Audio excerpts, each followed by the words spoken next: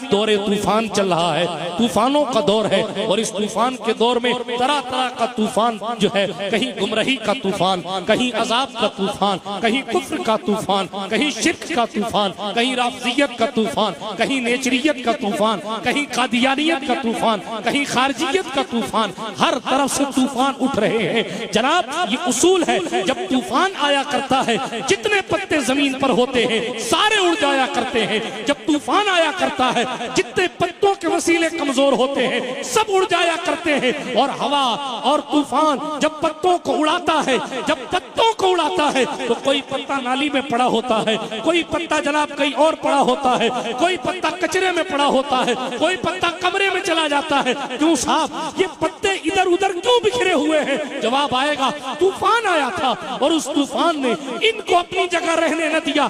یہ بے یار و مددگار لوگ تھے، یہ بغیر وسیلے والے لوگ تھے، یہ بغیر جو ہے دامن پکڑے ہوئے لوگ تھے، یہ بروں کی صحبت میں رہنے والے لوگ تھے، یہ اچھوں کے دامن کو پکڑے ہوئے نہیں تھے، لہٰذا طوفان آیا پتوں کو اڑا لے گا۔ لیکن ایک پتا انہی پتوں کے ساتھ تھا جو نہیں اڑ رہا، جس کو ہوا نہیں اڑا پا رہی، جس کو کوئی ہلا نہیں پا رہا ہے۔ کیوں؟ جب دیکھا گیا غور سے تو وہ ایک مضبوط سے پتھر سے پھنسا ہوا تھا، وہ پتا مضبوط سے پتھر کے نیچے دبا ہوا تھا۔ اس پتے کی وجہ سے نہیں سمجھ میں آ رہا تو نوٹ سمجھ لو، ابھی دیکھی تھی آپ نے، ابھی چھپا کے رکھ دی گئی، ابھی دیکھی تھی، ہوا چلے اڑ جائے گی، کوئی ابرار صاحب کے پاس چلی جائے گی، کوئی فیضل صاحب کے پاس چلی جائے گی، قریب ہو جائے گی، رہے گی تو باپو کی، لیکن اڑ کے ادھر ادھر چلی جائے گی، کبھی ادھر دولے راجہ کے پاس، کبھی میرے پاس، لیکن کوئی ایک نوٹ ایسی بھی ہوگی جو مائک کے اسٹینڈ کے نیچے یا کرسی کے اسٹینڈ کے نیچے دبی ہوئی ہوگی۔